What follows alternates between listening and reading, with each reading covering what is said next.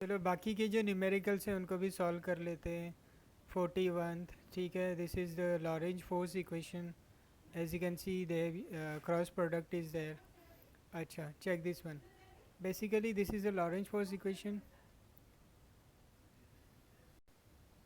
ठीक है, the value of force is given, velocity value is also given. ठीक है, we just need to confirm which option belongs to the value of magnetic field.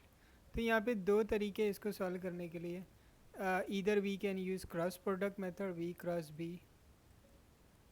As you can see, cross product is there, so it should give us the value of force which is already given. Another method is via dot product. ठीक है, via dot product. So all these components are perpendicular to each other, so their dot product will be 0. तो हम verify कर सकते हैं. ठीक है, अब देखो, this is the these are the components of magnetic field.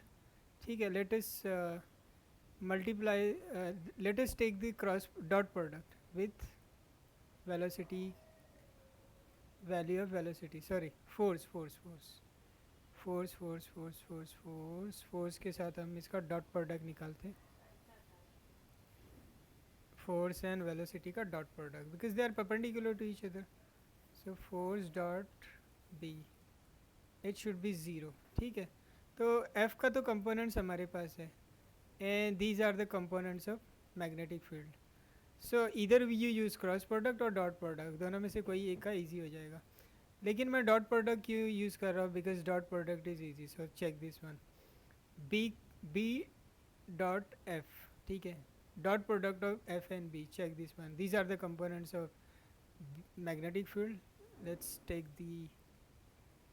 Let's find out the dot product of each of these components with the components of velocity. अब इसको सॉल्व करेंगे. Dot product should be 0. देखते हैं 0 आता है कि नहीं. ये सिंपल मेथड है actually. Instead of going for the cross product we can go for the dot product. Check करते. 8 8 32 माइनस 32 होगा. 8 इंटू 20 160 हो जाएगा. चलो, ये प्लस हो जाएगा, राइट. And minus 6 12 72. तो ऑब्वियसली ये तो ज़ीरो नहीं होगा. ठीक है, इसको ऐड करेंगे तो ज़ीरो नहीं होगा. सेकंड के साथ चेक करते. यहाँ पे सेकंड ऑप्शन करेक्ट है. वैसे मैंने इसको सॉल्व किया है, फिर भी हम वेरीफाई करते हैं सेकंड ऑप्शन करेक्ट है कि नहीं. उसके साथ जो डॉट प्रोडक्ट है, इट शुड कम टू 0. वैसे डॉट प्रोडक्ट का मेथड इजी हो जाता है. चेक करते. 4i cap minus 20j cap, I am going for F dot B plus 12k cap. ये है ना फोर्स की वैल्यू. अब देखो, 6 into 4 minus 24, 6 into 20 that will be plus 120. 8 into 12 कितना होता है, 96 होता है. माइनस 96 हो जाएगा, राइट. माइनस, अब इन दोनों को ऐड करते हैं तो कितना हो जाएगा, 120 हो जाएगा. माइनस 120 या प्लस 120, दैट विल बी 0. इसका मतलब this option is correct here. These are the components of magnetic field. So second option is correct here. ठीक है, तो हमने डॉट प्रोडक्ट से इजीली कर दिया. क्रॉस प्रोडक्ट से भी कर सकते हैं, लेकिन वो थोड़ा लेंदी हो जाते हैं. कोई बात नहीं. डॉट प्रोडक्ट 24 120 96, इन दोनों को ऐड करेंगे 120 आएगा. या and dot product is coming 0. तो हमें ये पता होना चाहिए. ये तो डॉट प्रोडक्ट का बेसिक बेसिक अंडरस्टैंडिंग है basically. cos 90, because they all three are perpendicular to each other, so cos 90 will be 0. so dot product for perpendicular vectors are 0. तो ये हमने वेरीफाई कर लिया. अच्छा, so now this is related to the projectile motion and motion of charged particle in magnetic field. So check this one. Particle moving in a circle of radius r with a uniform speed, it takes t time to complete one revolution. तो यहाँ से हमें velocity की जो expression है वो मिल जाएगी. ठीक है, या हाँ ठीक है. चलो, अब distance covered per unit time. अब देखो, The particle were projected with the same speed with an angle theta horizontal. Maximum height attained is equal to 4r. The angle of projection is given by. We need to calculate the angle of projection. ये जो speed है ना, इसी speed से इसको project करना है, ठीक है. So that will be equal to our initial velocity and we need to calculate the angle of projection, and maximum height is 4r, it is mentioned here. So height का जो expression है वो use कर लेते हैं, u square sin square theta divided by 2g. h value is given and this velocity we have to utilize. So इसका square करेंगे, इसका स्क्वायर करेंगे तो देखो मैं डायरेक्टली कर रहा हूँ, T square sine square theta divided by 2g. अब यहाँ पे देखो क्या क्या कैंसिल हो जाएगा. r will get cancel, 4 will get cancel.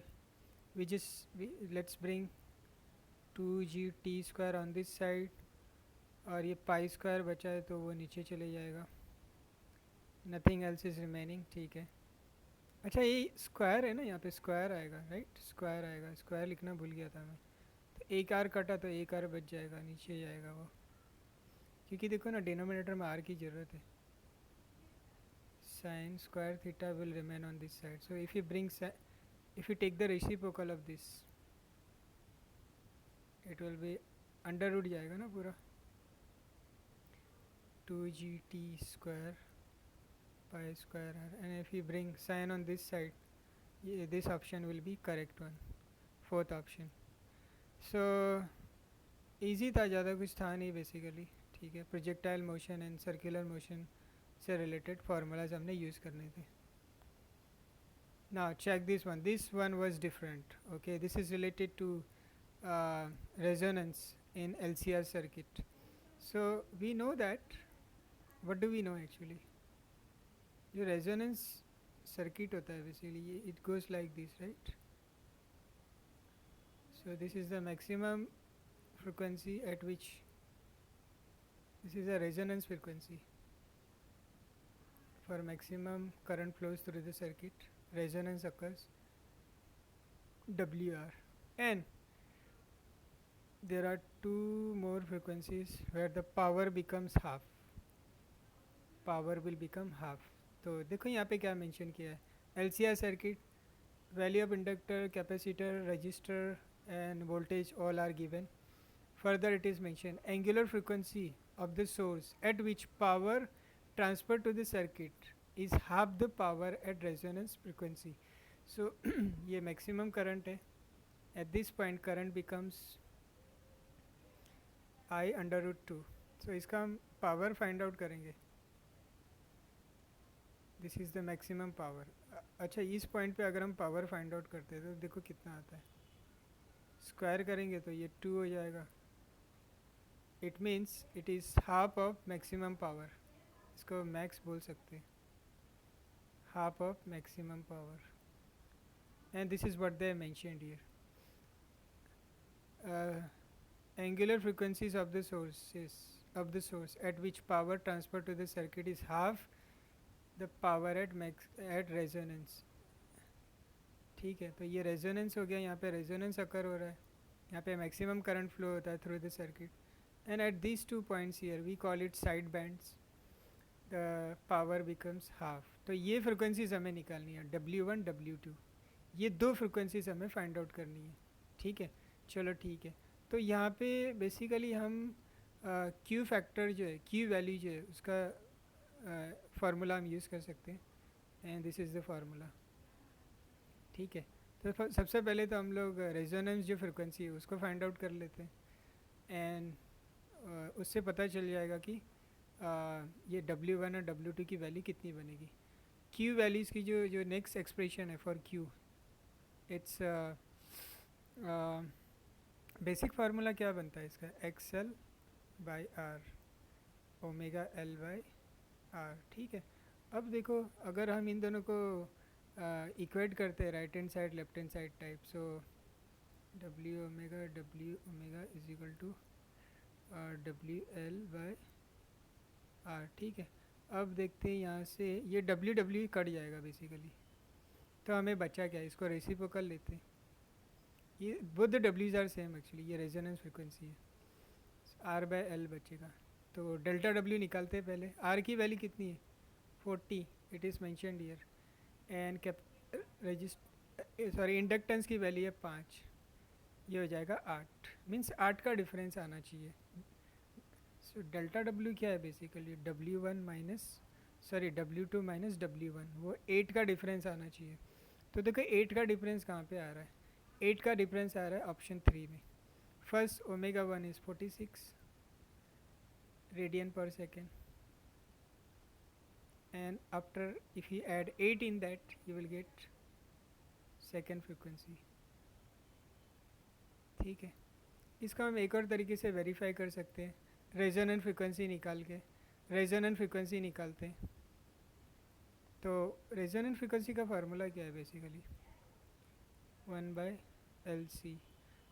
देखो अगर इसको निकालते हैं हम लोग, L की वैल्यू है 5 हेनरी, कैपेसिटर है 80 माइक्रोफेरेड, एक माइक्रो मीन्स -6। अगर हम इसको सॉल्व करते हैं, देखो ये बाहर आएगा, ऊपर जाएगा तो 1000 हो जाएगा, और 580 400 20 हो जाएगा।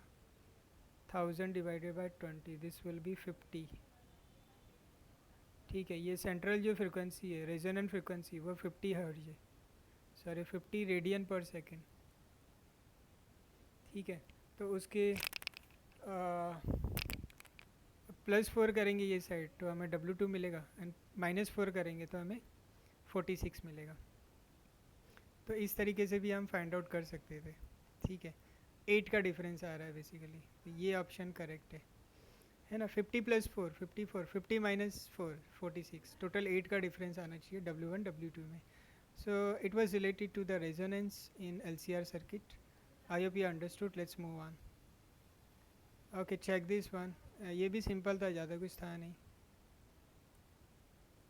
ठीक है, यहाँ पे मोमेंट ऑफ इनर्शिया रिंग का कितना बनता है, mr²। ना it is mention if 90° sector is removed, means it will become like this, if this part is removed, this much part is removed। ठीक है, इतना पार्ट हमने रिमूव कर दिया। सो कितना बचेगा यहाँ पे, ये कितना बच जाएगा, मास कितना हो जाएगा इसका, 3/4 हो जाएगा, राइट। कैसे पता चला, पूरे में से 1/4 हमने रिमूव कर दिया, 1/4 रिमूव कर दिया ना, तो 3/4 बचेगा। m डैश ले लेते हैं इसको, अब total mass. Now let's find out the moment of inertia of this 3/4 mr²। I dash ले लेते हैं इसको। अब this ring, it is mentioned that it is equal to k times mr²। तो k की वैल्यू निकालनी है, अगर इसको सॉल्व करते तो k की वैल्यू आती 3/4। So this option is correct here. check this one, I don't want to solve it actually, this is quite simple here। ठीक है, अब mass of the rod will be somewhere, देखो ये तो स्कूल में भी हमने सीखा है बेसिकली। ठीक है, length of the rod is 200 centimetre, so its weight will be at the 100 centimeter, weight is given 500 grams, so that will be 0.05 kg। 1 2 3 0.5 होगा, नॉट 0.05, 0.5 kg है ना। तो moment of clockwise moment is equal to anti-clockwise moment। on this side there is only one moment here, on this side there are two moments, one and this is the second one।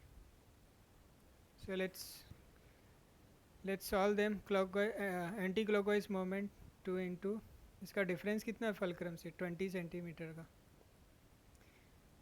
W का difference कितना है from the fulcrum 100 - 40 60। m की value find out करनी है, इसका difference का कितना है from the fulcrum 40 - 160, that will B 120। And ये कितना हो जाएगा, ये 30 हो जाएगा, राइट, ये 40 हो जाएगा। एंड इफ यू सॉल्व ये 10 हो जाएगा, and if you solve it further it will be 1 by 20 kg.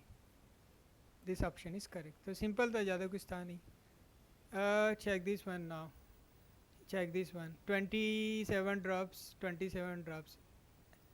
N numbers are given. 27 drops we are combining to form a bigger drops. We need to find out the potential of the bigger drop. Simple सा formula है. ठीक है, N की value put up करेंगे, यहाँ पे solve कर देते हैं. एन की वैल्यू कितनी है? 27. That is the cube of 3. 3 cancel, 9v. तो ये जो ओरिजिनल पोटेंशियल है ये दिया है of each for each drop, and if you multiply you will get this number. Fourth option is correct here. So you should remember this formula. अगर ये formula नहीं याद है तो एक और फार्मूला है, Q is equal to C V. ठीक है, हमें पोटेंशियल निकालना है. तो how many drops are there actually? How many drops? 27. तो 27 Q हो जाएगा. सी का फार्मूला क्या बनता है? Oh dear lord, I forgot. C का formula I forgot. 4 pi epsilon R. ये तो बड़े ड्रॉप का है. ठीक है, छोटे ड्रॉप का रेडियस कितना है? R. So we need to use this equation here, this relationship here, and if you solve it further we will get the same answer. So using this method as well you can solve this numerical. Let's move on. Now let's check this one. Oops, let's check this one. A car start from the rest. So there is a car here, initial velocity is 0 and accelerate at 5 meter per second square at t by 4. और ये इसका जो acceleration है ये 5 meter per second square. So after it is mentioned here at t is equal to 4 second. ठीक है, अब car का स्पीड कितना होगा इतने टाइम में? कार का स्पीड हो जाएगा, इनिशियल वेलोसिटी 0 है तो उसको लेने की ज़रूरत नहीं है. 5 इंटू 4 20 हो जाएगा. Now the car is moving with this speed and at this instant they dropped a ball. They dropped a ball from the car. ठीक है, और वो जो बॉल है उसका हमें velocity and acceleration find out करना है at t is equal to 4 second. तो देखो बॉल को मैंने ड्रॉप किया. ठीक है, तो बॉल के पास दो वेलोसिटीज़ है, एक तो horizontal velocity and it will fall down, तो वर्टिकली डाउनवर्ड कंपोनेंट भी बनेगा. तो हमें नेट वेलोसिटी उसका फाइंड आउट करना है. हॉरिजॉन्टल वेलोसिटी तो यही रहेगा. ठीक है, अब ये डाउनवर्ड जो वेलोसिटी वो अटेंड करेगा वो चेक करते हैं. That will be G into T. G कितना है? 10 है. अब 4 सेकेंड पे इसको ड्रॉप किया था, तो अब एट 6 सेकेंड मतलब 2 सेकेंड के बाद इसका स्पीड कितना बनेगा? 20 मीटर पर सेकेंड. ठीक है, यहाँ पे मैंने स्क्वायर लिख दिया क्या गलती से? Metre per second square. हाँ चलेगा. तो देखो ना, ये स्पीड तो कांस्टेंट रहेगी हॉरिजॉन्टल वाली. ठीक है, you are throwing the ball outside, so you are just dropping the ball actually. So car का स्पीड जो 20 मीटर पर सेकेंड था वही बॉल का भी स्पीड रहेगा. एंड वर्टिकली डाउनवर्ड डायरेक्शन में due to the acceleration due to gravity its speed will increase. We need to find out the net speed of the car. तो basically solve करने की ज़रूरत नहीं है, हमें पता है फॉर अ फॉलिंग ऑब्जेक्ट उसका जो एक्सेलरेशन है वो 10 मीटर पर सेकेंड स्क्वायर बनता है. सारे ऑप्शन में एक ही, इन सब में एक ही ऑप्शन है जिसमें 10 मीटर पर सेकेंड स्क्वायर आ रहा है. तो सॉल्व करने की ज़रूरत नहीं थी, हम इसको टिक लगा दे तो भी करेक्ट था. ठीक है, लेकिन फिर भी वेरीफाई कर लेते हैं स्पीड कितना बन रहा है, स्पीड इतना बन रहा है कि नहीं. तो ये वाला कंपोनेंट उसका स्क्वायर, ये वाला कंपोनेंट उसका स्क्वायर. ए 4 800 हो जाएगा राइट. 800 का मतलब क्या हो गया? 8 इंटू 100. 100 बाहर आएगा, √8. √8 का मतलब क्या होता है? 2√2. So this will be 20√2. This option is correct here. Solve करने की ज़रूरत नहीं थी, हमें पता है for a falling object at any instant इस acceleration will be equal to the acceleration to gravity, और सारे ऑप्शन में इसी में 10 आ रहा है, तो सीधा टिक लगाते तो भी चलता. This one is going to be very very lengthy. चलो इसको सॉल्व कर लेते हैं. एक सेकेंड ना, तो इसको भी सॉल्व कर लेते हैं. देखो यहाँ पे क्या बोला है basically, particle of mass is projected with the velocity from the surface of the earth. From the surface of the earth हमने एक प्रोजेक्ट को थ्रो किया in upward direction. Maximum height above which maximum height above the surface reached by, तो ये it will go in upward direction. We need to calculate the maximum height. So at this instant when we are throwing it, it's having potential energy and kinetic energy. At this instant it will have only potential energy. ठीक है, तो इसको equate करते हैं. Potential energy at the surface of the earth, kinetic energy half mv square. At this instant r plus H हो जाएगा. Height निकालनी है हमें. ये एस्केप वेलोसिटी, इसका एक्सप्रेशन, इसका वैल्यू दिया गया है.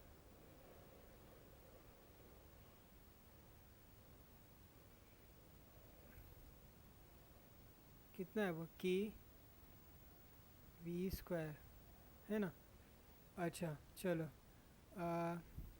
नाउ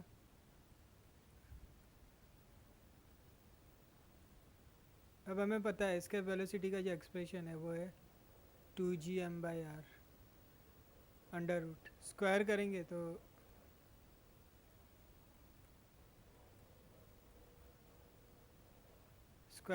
तो क्या हो जाएगा, ये gm/r. 2 भी बचेगा ना, 2 कैंसिल हो जाएगा इवेंचुअली.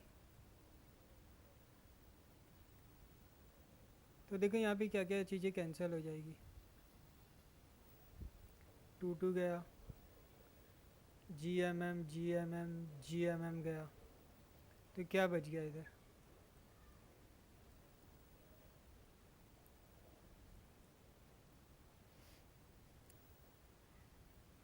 k/r बचेगा. के स्क्वायर है ना, इधर स्क्वायर किया ना हमने, वेलोसिटी को स्क्वायर किया तो के स्क्वायर हो जाएगा. ठीक है, स्क्वायर वो भूल गया मैं. ठीक है, अब एक काम करते हैं, r प्लस एच, ये इन दोनों का ऐड कर लेते हैं. उप्स, ठीक है, या एवरीथिंग इज़ ओके. या okay. Now let me do one thing. What can I do here, flip कर लेते हैं इसको. अच्छा यहाँ पे माइनस है ना, माइनस अगर मैं इसको दे देता हूँ 1 - k² r. ठीक है, अब इसको क्या करते हैं हम लोग फ्लिप कर देते हैं. तो यहाँ पे कर देता हूँ इसको.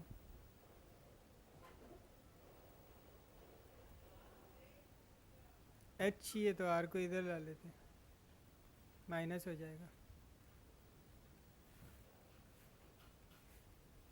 अब ये जो पार्ट है इसको हमें सॉल्व करना है. ठीक है, इसको हम मल्टीप्लाई कर देते हैं इसके साथ में.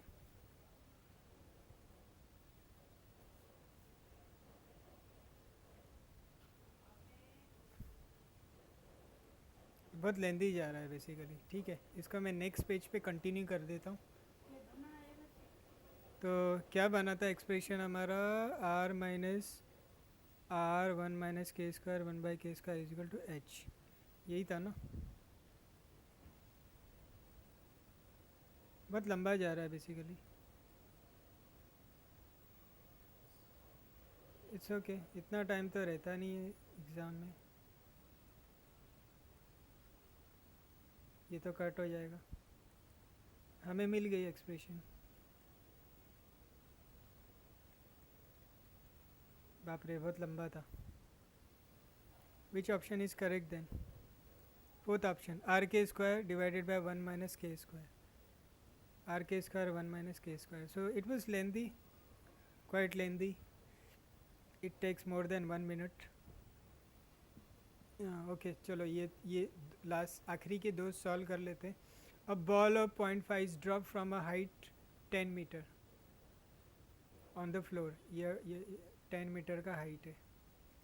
Strikes the ground, rebound to the same height, it goes back to the same height. We need to find out the impulse. तो इम्पल्स का फार्मूला क्या होता है? चेंज इन मोमेंटम, वो क्या होता है? M into V. अच्छा, तो ये change, total change in momentum क्या हो जाएगा बेसिकली? 2mv है ना, तो ये तो हमें पता है। तो 2 इंटू मास कितना है? 0.15। वेलोसिटी कितना है? ओ डियर, वेलोसिटी नहीं दिया है, तो वेलोसिटी निकालते हैं फिर। √2gh, 2 10, हाइट कितना है? 10, तो ये कितना हो जाएगा एक्चुअली? 10 बाहर आ जाएगा। √2 मीन्स 1.41, सो 14.1, तो 14.1 मेरा हो गया स्पीड। अब इन सब को मल्टीप्लाई करेंगे तो हमें कितना आना चाहिए? थोड़ा मल्टीप्लाई करते हैं इन दोनों को। इसको अगर मैं मल्टीप्लाई करता हूँ तो 3 आता है, या इसको 14.1। मेरे ख्याल से, एम आई मिसिंग समथिंग? ये 0.3 हो जाएगा राइट? ये कितना हो जाएगा? 0.2 इंटू 15 इंटू 10⁻², 1 2, या 0.3 हो जाएगा बराबर। तो अगर इसे मल्टीप्लाई करते तो ये वाला ऑप्शन करेक्ट होना चाहिए, kg metre per second. Check कर लेना। Okay, this option should be correct. Okay, now let's move on to the 50th one.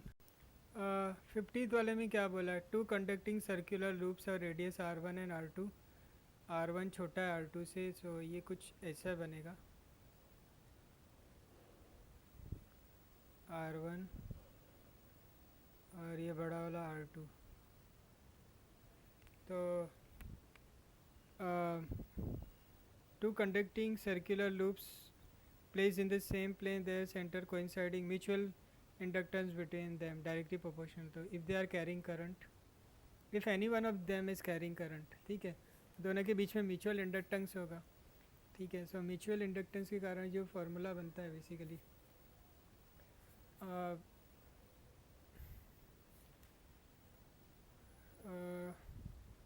We need to calculate the mutual inductance. तो ये फार्मूला क्या बनता है? d∅/dt। फ्लक्स का फार्मूला क्या बनता है? B/A। ठीक है, तो अब if current is flowing in the outer ring, so flux will change through this inner वाला रिंग। तो म्यूचुअल इंडक्टेंस का देखते हैं क्या बनता है फार्मूला। बी मैग्नेटिक फील्ड का फार्मूला क्या होता है? At the centre μ/2 I/r in case of a circular ring, isn't it? और ये जो एरिया आ जाएगा, एरिया सेंटर वाले का, πr1²,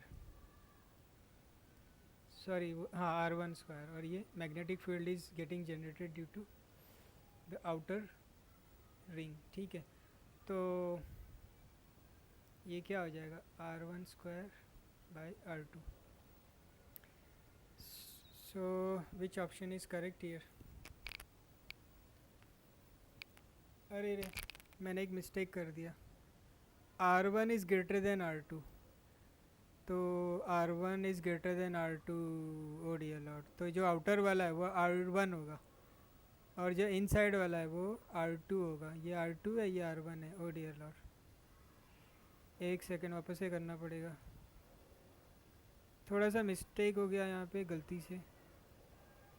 you know what I did a mistake here, I have drawn a wrong circle, check this one। r1 is greater, इसका मतलब outer वाला r1 है, इनर वाला जो रिंग है वो r2 है। सो कोई बात नहीं, mutual inductance will be directly proportional to the magnetic field produce by this ring, जो होता है μ/2 I/r। R1 into area of the center वाला ring pi r square R1 R2 है ना वो, ठीक है. So mutual inductance is directly proportional to R2 square and divided by R1 in this case. So कौन सा option is correct here? This one. ठीक है. So अगर मैंने जो पहला वाला डायग्राम बनाया था उसके हिसाब से तो ये करेक्ट होना चाहिए था. But be careful, R1 is greater. This is current. If the current is flowing through R1, flux will change through R2. तो वो एरिया हमें फाइंड आउट करना है. Magnetic field will produce by R1. So fourth option is correct here.